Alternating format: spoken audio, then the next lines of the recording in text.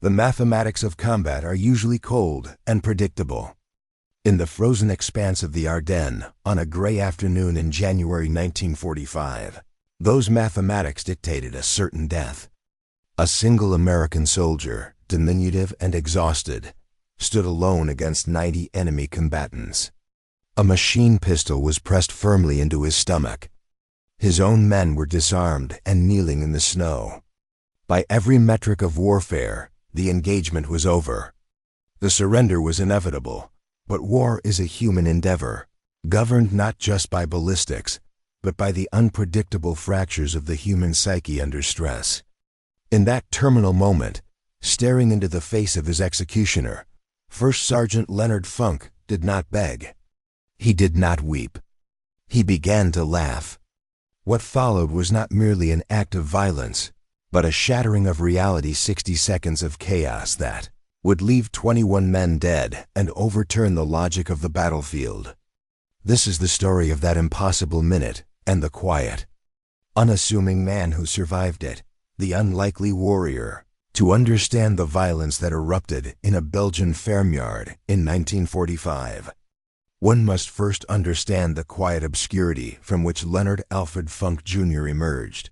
He was not born into a warrior caste, nor did he possess the physical dimensions typically associated with the infantrymen of the mid-20th century. Born in August 1916 in Braddock Township, Pennsylvania, Funk was a product of the industrial American Rust Belt, a landscape of smokestacks, foundries, and the Monongahela River. It was a hard world, defined by the economic crushing weight of the Great Depression, where survival was measured in steady paychecks rather than physical dominance. By the time the war in Europe began to consume the continent, Funk was already 24 years old. In the demographic profile of the United States Army, he was practically middle-aged, surrounded by draftees who had barely left their teenage years. Physically, he was unimposing, standing only 5 feet, 5 inches tall, and weighing a mere 140 pounds. He fit the profile of the clerk he was destined to become. When he reported to the induction center at Wilkinsburg in June 1941, the examiners saw a man suited for logistics, for typewriters, for the rear echelon work that keeps an army fed and clothed. There was nothing in his dossier to suggest a capacity for lethal close-quarters combat. Yet, beneath the unassuming exterior lay a distinct kind of fortitude. Funk had matured early, taking responsibility for his younger brother, and navigating the scarcity of the 1930s with a grim pragmatism. It was perhaps this quiet, internalized discipline that led him to make a decision that baffled those who looked only at his size. He did not accept a safe posting in the quartermaster corps. Instead, he volunteered for the paratroopers. In 1941, the American Airborne was less a military doctrine and more an experiment in calculated recklessness. The concept of dropping soldiers behind enemy lines, surrounded and cut off from support, was viewed with skepticism by much of the traditional military establishment. To volunteer for such a unit was considered by many to be a form of suicide. The men who stepped forward were a specific breed: restless, aggressive, and often physically imposing.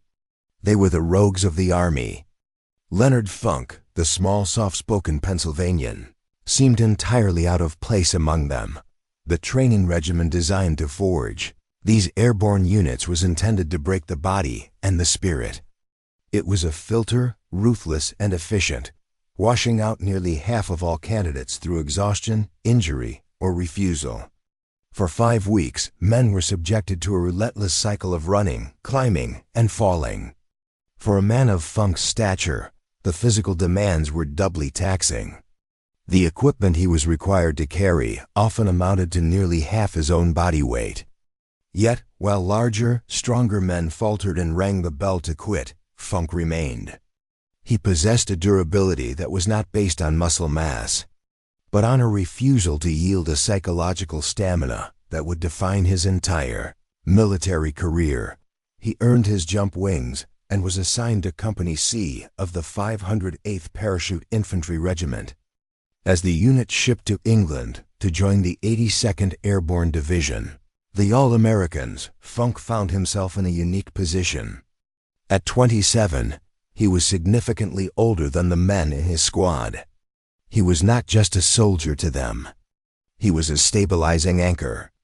In a world of chaotic adolescence and impending violence, Funk brought the maturity of civilian responsibility. He did not fit the archetype of the shouting, bravado-filled sergeant. He was quiet. He was competent. He was the little clerk who had endured the same hell as the giants.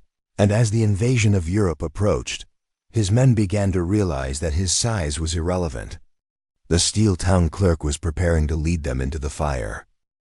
The forging of iron ***, the war was a forge, and for Leonard Funk, it began with a baptism of fire over Normandy.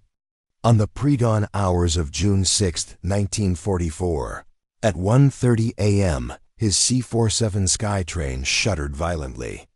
German anti-aircraft fire, the flak, exploded in an inferno of light and noise around the aircraft, raining shrapnel against the fuselage.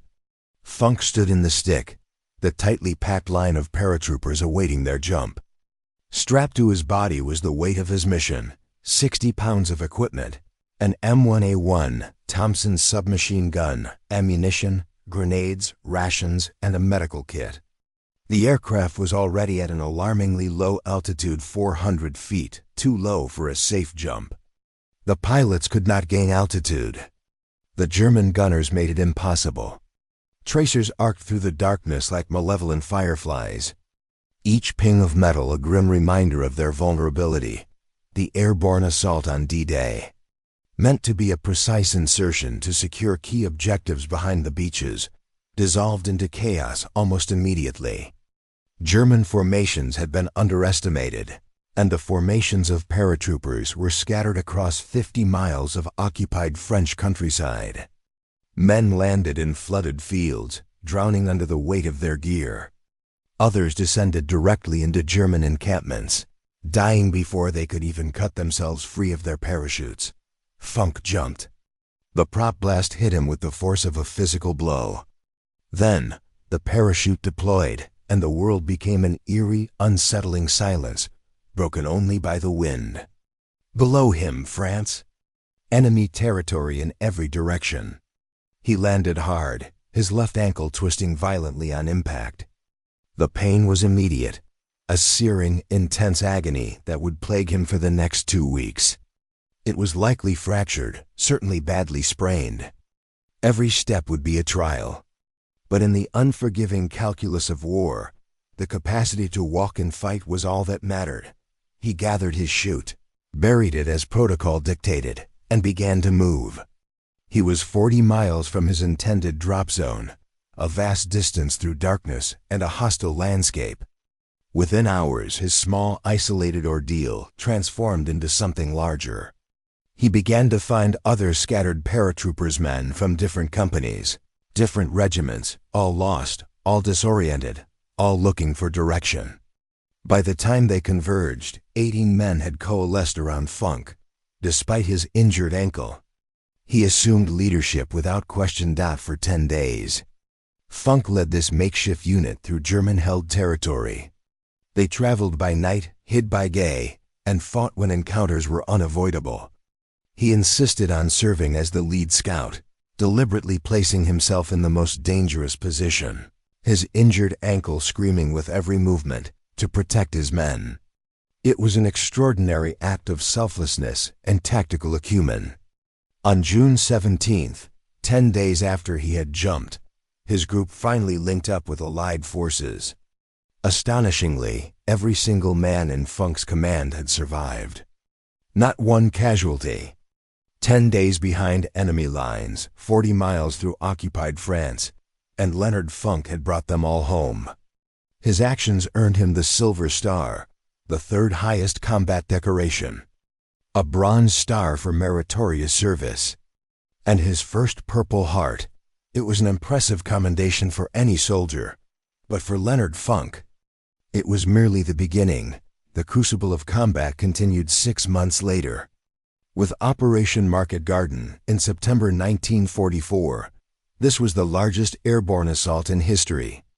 A grand strategic gamble to seize a series of bridges across the Rhine and drive into Germany by Christmas.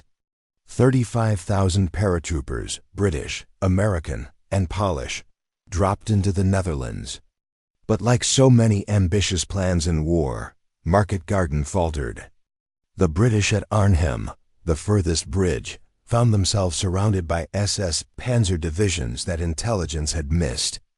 They fought for 9 days, a heroic but ultimately doomed stand that would enter military history as a cautionary tale of overreach.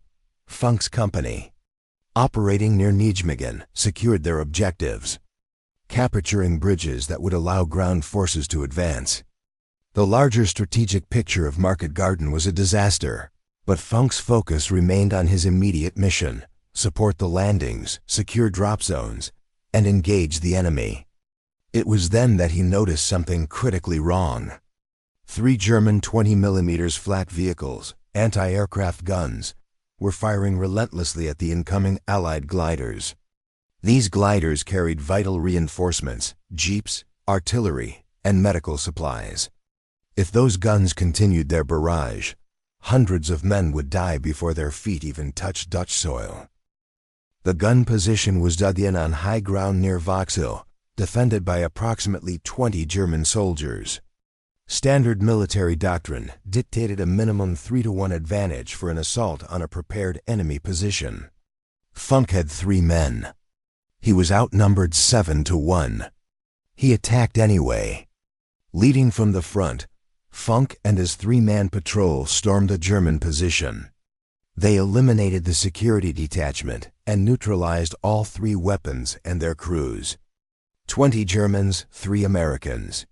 The guns fell silent. The gliders landed safely. This act of audacious courage earned Funk the Distinguished Service Cross, the second highest decoration for valor. 1 step below the Medal of Honor, he now possessed 2 of the rarest and most prestigious combat decorations in the American military, distinguishing him as far more than just another paratrooper, ***, the shadow of Malmedy ***. By December 1944, the war in Europe had settled into a deceptive, grinding rhythm. The Allied armies believed the Wehrmacht was broken, a spent force retreating into the heartland of Germany. But in the dense, snow-choked forests of the Ardennes, a different reality was taking shape.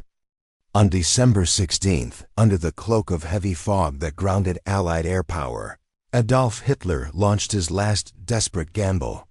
3 German armies, comprising nearly 500,000 men and over 1,000 tanks, crashed through the thinly held American lines. The objective was the port of Antwerp. The goal was to split the Allied alliance and force a negotiated peace. For the American soldiers on the ground, the strategic implications were irrelevant. Their reality was immediate and terrifying chaos. The offensive struck sectors manned by exhausted veterans resting from the Hurtgen, forest and green troops who had never fired a shot in anger. The front lines disintegrated. Units were cut off, surrounded, and overrun. The weather turned brutal, with temperatures plunging well below zero. Men froze to death in their foxholes. Rifles jammed in the ice. Medical plasma turned to solid brick. But the cold was impersonal. The enemy was not. On December 17th, the second day of the offensive, an event occurred that would fundamentally alter the psychology of the American soldier in Europe. Near the Bodnes crossroads, a convoy of the 285th Field Artillery Observation Battalion rear echelon troops, radio operators and observers, ran headlong into the spearhead of Kampfgruppe Piper, a ruthless SS armored battle group. Ill-equipped to fight tanks, the Americans surrendered. It was a standard transaction of war, the cessation of resistance in exchange for life. They were disarmed, herded into a snowy field, and left to wait for transport to a prisoner camp. Then, the tanks opened fire. Machine guns raked the field. Pistols finished off the wounded. Of the captured Americans, 84 were murdered in cold blood, their bodies left to freeze in the snow, steaming in the winter air. A handful of survivors, feigning death while German boots walked among them, managed to escape into the woods when darkness fell. They brought with them a story that spread through the American lines like a contagion. The Malmedy Massacre changed the rules of engagement. Prior to this, there had existed a grim, unspoken professionalism between the regular armies, a recognition of the Geneva Convention. Malmedy shattered that illusion. It signaled that the enemy was no longer fighting a war of conquest, but a war of annihilation. The news hardened the hearts of the American G.I.s. The logic of surrender, the idea that one could lay down arms and expect humane treatment, evaporated. Rumors flew that the SS were taking no prisoners. In return, many American units unofficially resolved to take none themselves. For Leonard Funk, now a seasoned veteran with a Silver Star and a Distinguished Service Cross, the news of Malmedy struck a resonant, discordant chord. He had seen friends die in Normandy and Holland. He had killed men in close combat. But combat was different from execution. The slaughter of helpless men in a field offended his deep, methodical sense of responsibility. It was a violation of the soldier's code he had lived by since induction. Something inside the quiet clerk from Pennsylvania calcified. The war was no longer just a job to be finished. It was a struggle for survival against a force that offered no quarter. As the 82nd Airborne was rushed into the breach to stem the German tide, Funk carried with him a new, silent resolve. It was not a boast, nor was it a piece of bravado shouted to his men. It was a cold, internal calculation derived from the lessons of Malmedy. If he were ever cornered, if the odds were ever hopeless, he would not rely on the mercy of the German army. He would fight until the mechanism of his weapon failed or his heart stopped beating. He would never surrender. That private vow, made in the shadow of a massacre, would soon be tested in a farmyard in Holzheim. The long march to Holzheim *** by late January 1945. The German offensive in the Ardennes had been broken, its armored spearheads blunted and turned back. Now the Allied armies were pushing forward, attempting to regain the ground lost during the initial shock of the Bulge, but the victory had come at a staggering cost. The infantry companies of the 82nd Airborne Division were hollow shells of their former selves. Casualties, illness, and the relentless cold had stripped the rosters down to the bone. On the morning of January 29th, Company C of the 508th Parachute Infantry Regiment received orders to capture the Belgian village of Holzheim. It was a standard objective, a necessary step in the grinding advance toward the German border. However, for Leonard Funk, the mission presented an immediate crisis of command. The company's executive officer, the second in command, had been killed in action. In the vacuum of leadership, Funk, holding the rank of first sergeant, stepped into the role of acting executive officer. He looked at the roster and saw the mathematical impossibility of the mission. There simply were not enough riflemen to execute the assault. The attrition rate of the previous weeks meant that standard combat platoons were effectively non-existent. Faced with this deficit, Funk made a pragmatic, desperate decision. He walked into the company headquarters tent, a space usually reserved for the bureaucracy of war. Inside were the support staff, clerks, cooks, supply personnel, and drivers, men who spent their war behind typewriters and steering wheels. Miles removed from the killing fields, Funk, the former clerk turned warrior, looked at them and issued a simple directive: grab your weapons. You're all infantry now. He organized a makeshift platoon of 30 men. These were soldiers who had received basic training, but lacked the hardened edge of the frontline paratrooper. Most had never fired a weapon at a human being. Yet, under Funk's command, they were expected to assault a fortified village held by desperate German troops. It was a testament to Funk's leadership that they followed him without hesitation. He did not offer speeches, He offered competence. He would lead from the front, and he expected them to follow. The march to Holzheim was a 15-mile odyssey through a living nightmare. A driving blizzard obscured the horizon, reducing visibility to a few yards. The snow was waist-deep, a heavy, wet blanket that sucked the energy from every step. Temperatures hovered well below freezing, turning uniforms into stiff, icy prisons. As the makeshift column trudged forward, German artillery harassed their flanks, the explosions kicking up geysers of black earth and white snow. When they finally reached the outskirts of Holzheim, the exhaustion was total. But there was no time for rest. Funk organized the assault immediately. His platoon of clerks and cooks moved into the village with surprising aggression, sweeping through 15 houses. They cleared room after room, engaging German defenders with grenades and rifle fire. The fighting was intimate and brutal, but Funk's men prevailed. They captured 30 German soldiers without suffering a single American casualty, a tactical miracle given their lack of experience. Simultaneously, another American unit on the far side of the village had captured an additional 50 Germans. The two groups linked up, consolidating their prisoners in the courtyard of a large farmhouse. There were now 80 German soldiers standing in the snow, disarmed and waiting. The situation was tenuous. The village was not yet fully secure. Pockets of resistance remained, and the sounds of sporadic gunfire still echoed through the streets. Funk needed every available man to continue the clearing operations. He could not afford to detach a large guard force for the prisoners. He made a calculated risk, assigning just 4 American soldiers to watch over the 80 captives. It was a dangerously thin line of security, a ratio of 20-1. "Keep them here," Funk ordered. "We'll send reinforcements when we can." He turned his back on the farmyard and headed back into the village to finish the fight. He had no way of knowing that the decision to leave those 4 men alone would set the stage for one of the most bizarre and lethal encounters of the entire war. The stage was set, the players were in position, and the trap was about to snap shut. The absurdity of violence ***. While Funk was occupied in the village, the tenuous security at the farmhouse collapsed. A German patrol, clad in white winter camouflage capes that rendered them nearly invisible against the snow, had emerged from the tree line. In the confusion and poor visibility, they were initially mistaken for friendly troops.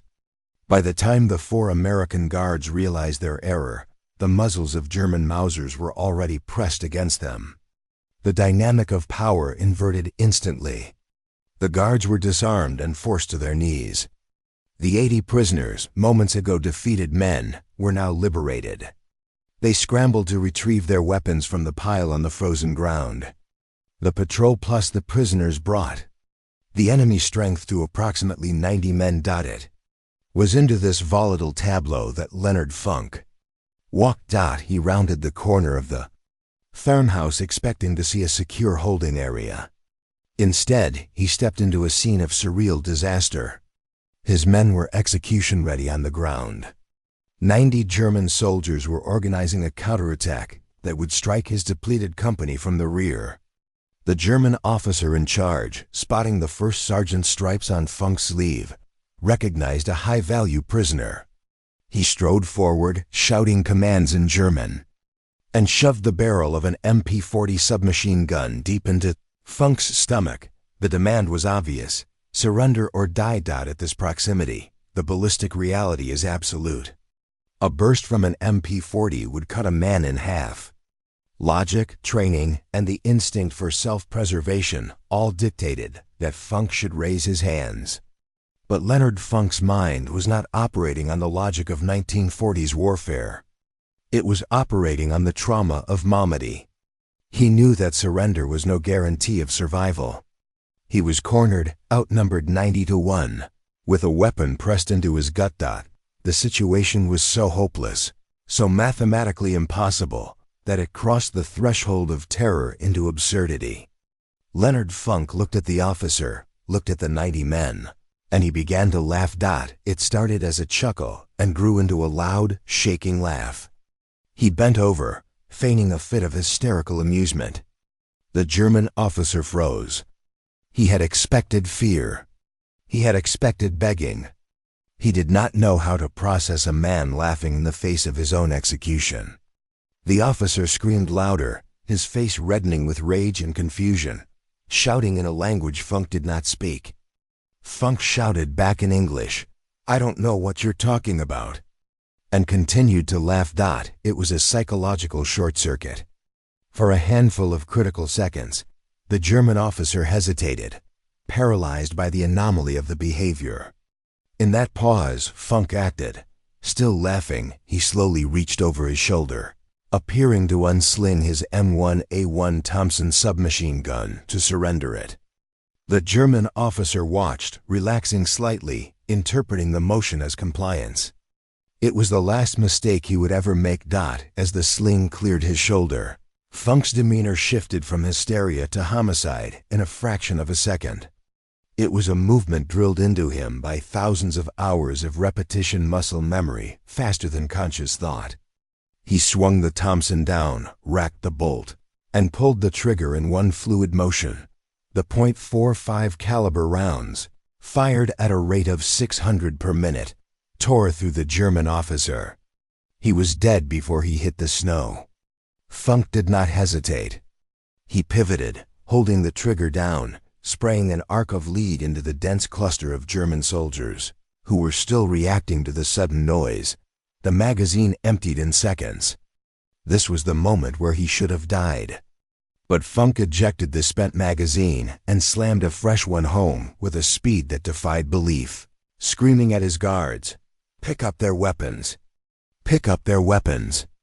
The 4 Americans on the ground scrambled for the discarded German rifles.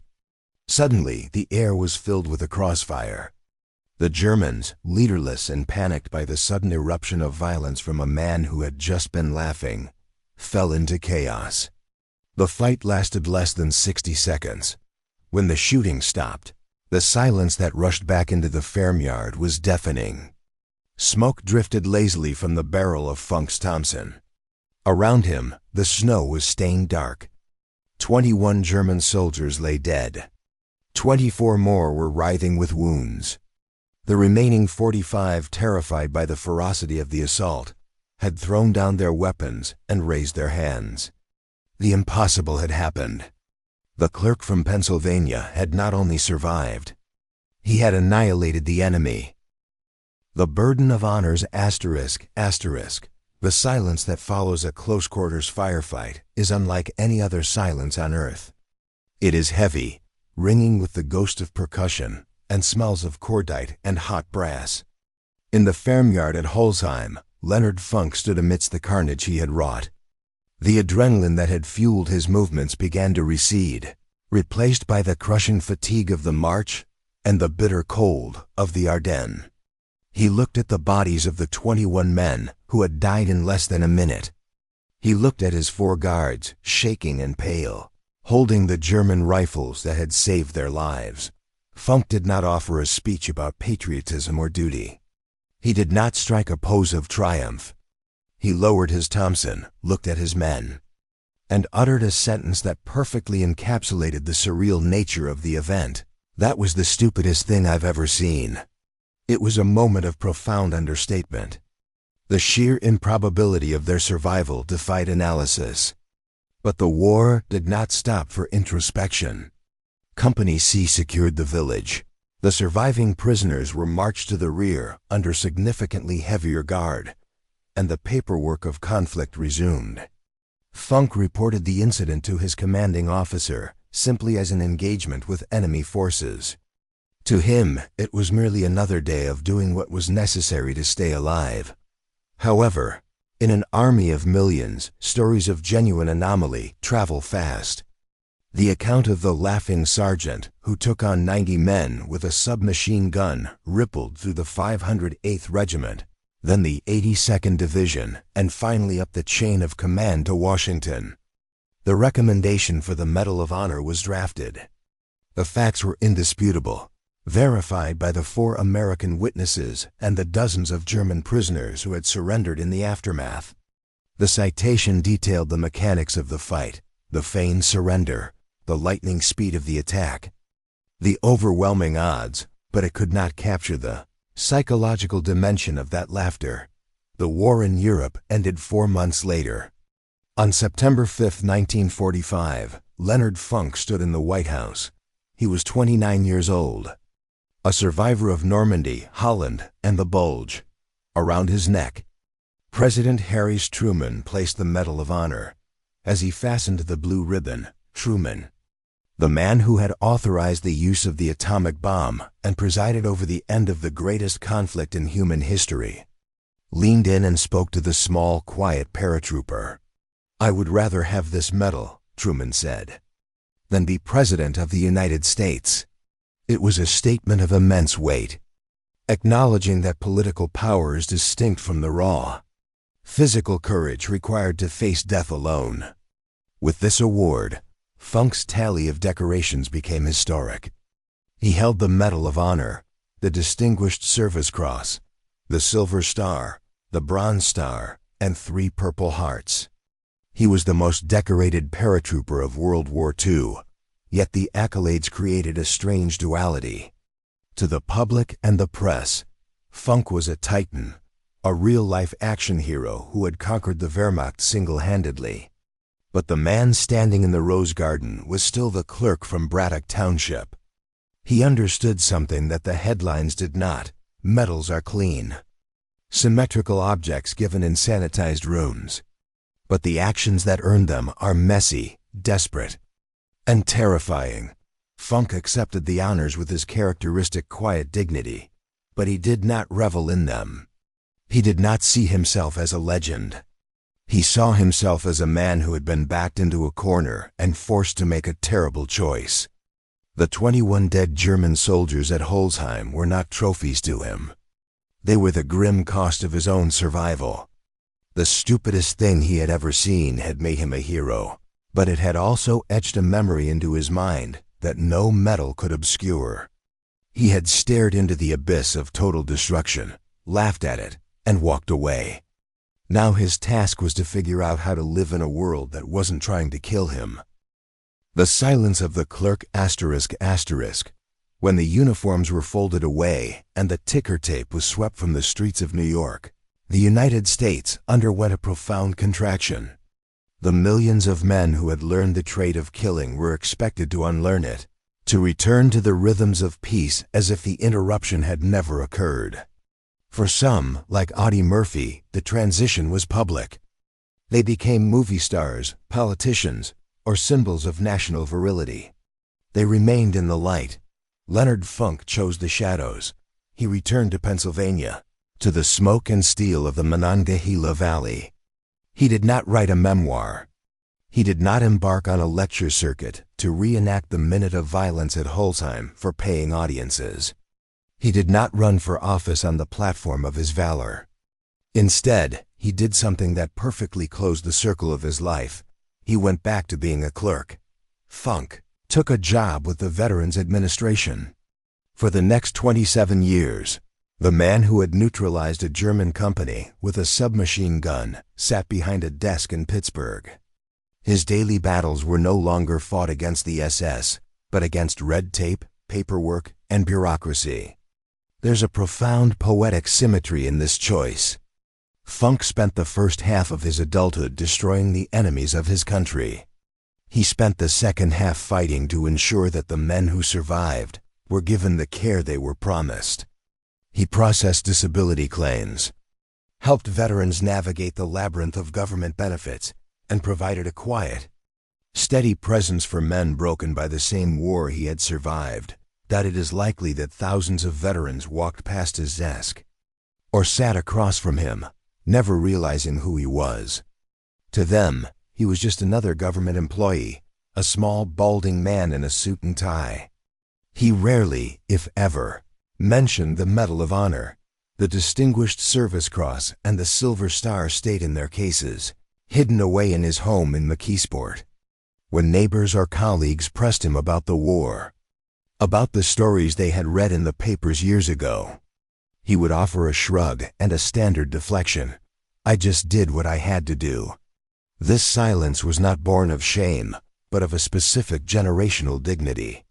For men like Funk, the war was not an adventure to be relived. It was a job that had been finished. The violence was a tool used in a moment of necessity, then discarded. To glamorize it was to misunderstand it. He married his wife, Gertrude, raised 2 daughters, and lived a life of deliberate ordinary virtue. He understood that the true victory of the war was the right to live a boring life, free from the terror of the Ardennes snow. Leonard Funk died on November 20, 1992, at the age of 76. He was buried at Arlington National Cemetery, Section 35. Grave 23,734.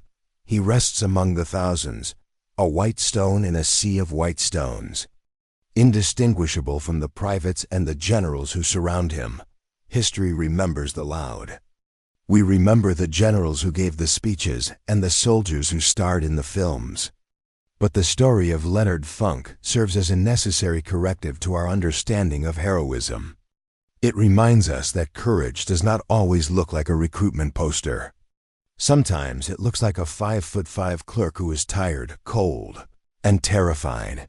The lesson of Holzheim is not just about the effectiveness of a Thompson submachine gun or the tactical advantage of surprise. It is a lesson about the human spirit when it is backed into a corner. When the mathematics of survival were zero, when the gun was in his stomach and the enemy was all around him, Leonard Funk did not surrender. He laughed. And in that laugh, he rejected the inevitability of death. He proved that even when the world is ending, the final decision always belongs to the individual. The clerk finished his work, closed the file, and went home. And that, perhaps, is the greatest victory of all.